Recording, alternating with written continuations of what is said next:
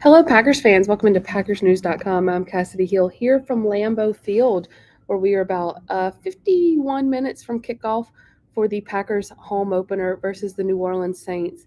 A doozy of an inactives list to go over. So I'm going to give everybody a couple of seconds here to kind of get in, and then we will go over this inactives list.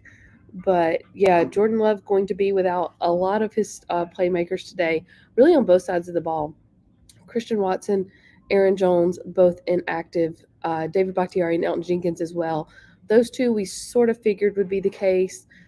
Christian Watson practiced on Wednesday, but then we saw him during the portion that was open to the media take himself out of practice and then head over to some rehab drills. Aaron Jones didn't practice on Wednesday, but practiced on Thursday and Friday, albeit in a limited role. Jair Alexander practiced all week until Friday when he was held out with a back injury. And then Jair, of course, is inactive today as well. So Jordan Love, in his first home start as the starting quarterback for the Packers, will be without a lot of his playmakers and most important guys on the field. So going to be another day for the young guys. Jordan Love talked about that this week, and he talked about it with the possibility of having Aaron Jones and Christian Watson back, but what that meant for guys like Jaden Reed and Dontavian Wicks, and how he needed to adjust to work with them. Let's actually hear from Jordan from the locker room this week on his young receivers. Yeah, no, I feel more optimistic about it. But we'll see going into the week. I think guys like Christian, Aaron Jones, those are key pieces that the offense might look a little different when they're back. Yeah, I'm optimistic that we'll be able to get them back this week or next week. So we'll see. We'll play day by day.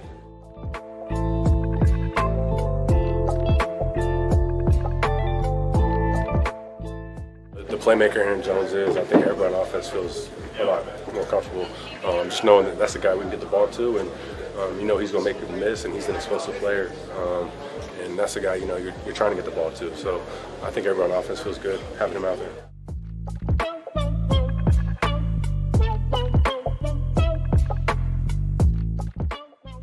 He's got a lot of reps coming into it through training camp, but I think he's the guy that every day he's getting better and better too. He's getting more comfortable with routes, where he needs to be on certain looks. But he's a baller. He goes out there in the game, and he's making plays. He had two touchdowns this last game, and I think it's good for him having some of those guys out because he's getting more opportunity. More players are being designed for him, but he's a playmaker. I think we just got to do a good job of continuing to get him involved and give him those touches and get him the ball. See what we do. So we heard there from Jordan Love, and he talked, of course, also about the impact that Aaron Jones could have on this offense coming back. That is not going to be the case now. So it's going to be back on those young guys like Jaden Reed and Dontavian Wicks and Romeo Doubs, of course, Samori Toure and Malik Keith. Dontavian Wicks and Jaden Reed scored the 3 touchdowns last week in the 2-point loss, to Atlanta. And so we'll see if they can do it again today. What works in the Packers' favor is their pass rush, going against a guy like Derek Carr, who's a little bit older, stands in the pocket a little more, doesn't leave as much as Justin Fields did, of course, and even Desmond Ridder showed to do last week. I see a couple of comments and questions coming in. Mike says, this injury thing is unreal. Yes, Mike, it has been really bad this year. It's still very early on as well. It's not just Green Bay that's dealing with this. We see this all over the NFL right now, with hamstring injuries becoming an issue. Part of that's just football. It's going to happen. And sometimes it feels like it just, when it rains, it pours. And when it hits your team, it hits over and over and over. Next year there may be only one hamstring injury all year, and you might have a team like the Vikings be dealing with it week after week. And so, is there anything to it? Maybe, maybe not. A lot of it's just football. But definitely does feel like it's hitting the Packers pretty hard right now. Randy asked, can A.J. Dillon run the ball over the New Orleans Saints defense? In theory, yes, but unfortunately he hasn't really proven it the first 2 weeks during the week 1 win over the Bears, where I think he was averaging like 2 yards a carry, something around there. He averaged a little bit more last week versus Atlanta, but still not what the Packers expect him to do. Um, Something that they have gotten out of this offense that they maybe weren't expecting is how hard Jordan Love is running.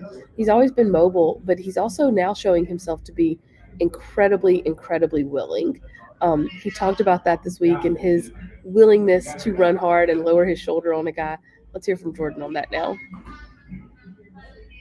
Yeah, no, I mean, I'm a competitor. I'm gonna play the game how I feel, but I just gotta continue to be smart about trying not to take hits, limit those hits on my body, and yeah, I mean, it comes down to if you got the first down, just be smart, get out of bounds, things like that. But yeah, we'll see.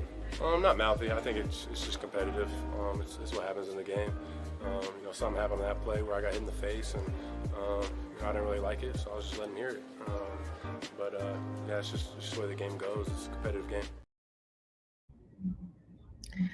I see we're getting back to the injury things. So let's kind of address a couple more of these. Mike says Watson had the same issue last year, also with Dave.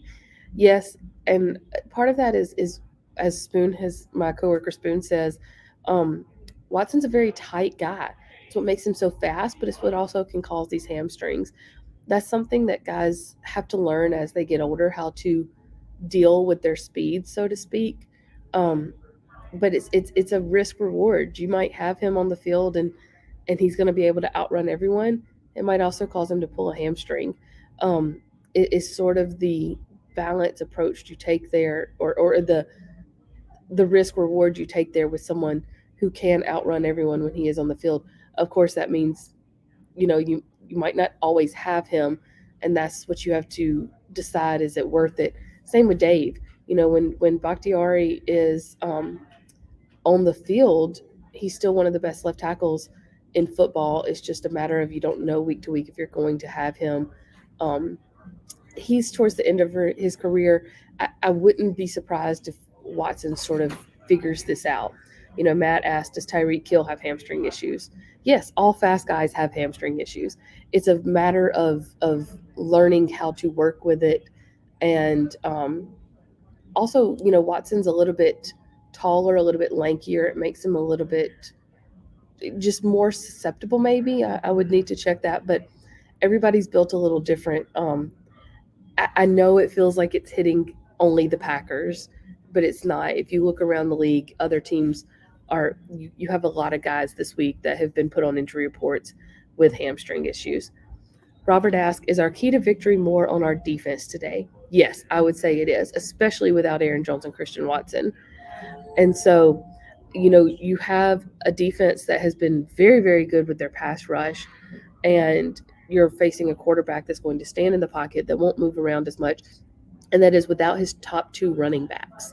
That makes a huge difference. That means the Saints are probably going to have to go to the air more. And now you've got a quarterback who's a little bit older, who's going to stand back there. Your pass rush should be able to get to him. Um, if that's the case, the defense could take over this game. That could also force errant throws. You're going to have a secondary that's probably going to be seeing a lot of Carrington Valentine across from Rasul Douglas, because you still don't have Eric Stokes back and with Jair Alexander out today.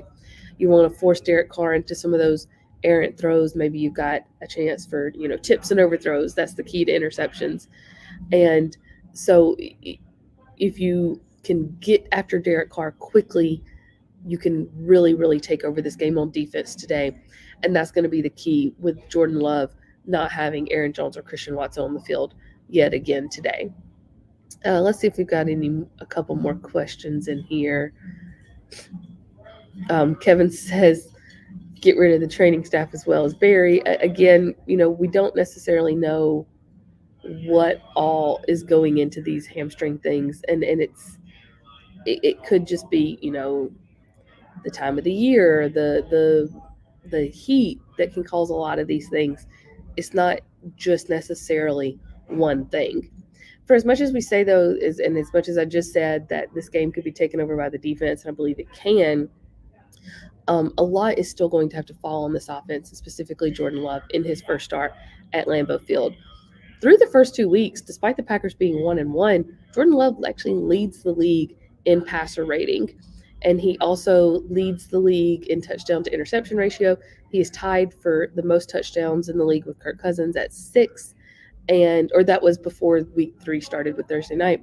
And he has no interceptions. Of all the quarterbacks that I think that have thrown 4 or more touchdowns, he's the only one without an interception. So he's taking care of the ball. He knows how big that is, and he's figuring out how to fit it into tight windows. Something that he's learned a lot from just with watching Aaron Rodgers over the years. And of course, nowadays you do that, you get compared to Patrick Mahomes. Jordan talked about this week about learning how to throw from different arm angles and into tight windows. Let's hear what he had to say.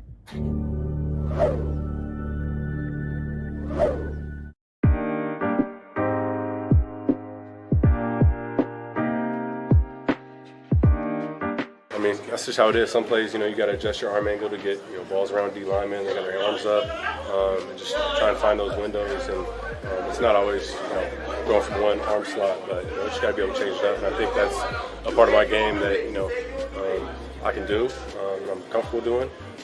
But it's things that you can get better at. Keep practicing things, and just always trying to find the right angle to get it out. You never want to get passes batted down by D linemen, so just trying to find ways to get them right. The same thing as no look throws, things like that. It's something you just got to test out, get a feel for.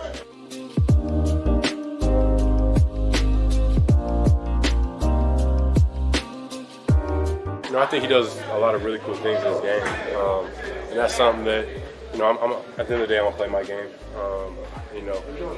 He's at a place where he feels comfortable doing a lot of things and trying new things, and I think that's just the player he is. At the end of the day, I'm gonna play my game.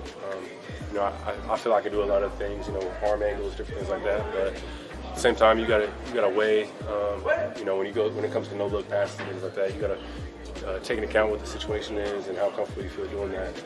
But yeah, I think the more comfortable I get playing, the more comfortable I feel trying new things. Yeah, I think I've played good. There's always things you want to clean up. There's always things, you look back and you're like, okay, that's pretty good. But at the end of the day, it comes down to wins and losses too. I'm only as good as this team. And like you said, passer rating, those are team stats. Those are guys making plays on the back end. You can trust them to go out there and make those plays. The O-line, protection, holding up. So those are all team stats right there. But at the end of the day, it comes down to wins and losses too. The thing that I'm most happy about is just taking care of the ball. I think as an offense, we've been clean. And as a team, we're winning the turnover battle. Defense coming up with those turnovers, and we're taking care of the ball on offense. I'm taking care of it. So we heard Jordan there talking about taking care of the ball and learning how to sort of fit it around where he needs to. Something he's going to have to do again today against a defense that will include Marcus Lattimore, Tyrann Mathieu. Jordan also talked this week about getting a second chance at Tyrann Mathieu. He was a safety on that Chiefs team that beat Jordan Love in his very first career start. And it was stacked with a veteran defense that had 3 Pro Bowlers, including Mathieu. And so he gets a second chance at him today. And the Saints defense, though, will be without their other starting safety, Marcus May, starting a rookie there in his place as May serves his suspension. They're going to be thin at a couple of other spots as well. So the opportunity is there. It's just, can the Packers take advantage of it without 2 of their top playmakers? Ezra says, we saw Aaron Jones' injury in the game. Why is there not more details of Watson's hamstring injury causing him to be out longer? It's not necessarily causing him to be out longer. This is about the amount of time it would take for a hamstring issue to resolve itself. He was hurt the week before week 1, so that limbo week between training camp and week 1. That's when Watson's hamstring injury occurred. So it's been about a month. This week will be going into a month. It takes 3 to 4 weeks typically for a hamstring injury. Aaron Jones was pushing to get back earlier. We saw Watson pushing on Wednesday. He thought he might be able to come back this week, and he tried in practice on Wednesday. We saw that while the media was out there. And then, maybe just something felt off. He pulled himself out of practice, which is what the coaches would want him to do. There's not necessarily more details because there's not a lot of details to it. You pull a hamstring, you pull a hamstring. This is about the timetable it would take. So I'm not surprised. Of course, you can always be cautiously optimistic that he could come back sooner, but this is about what I would expect. And to the next point, as Robert says, I think it will be all hands on deck on Thursday against the Lions. That's the key here.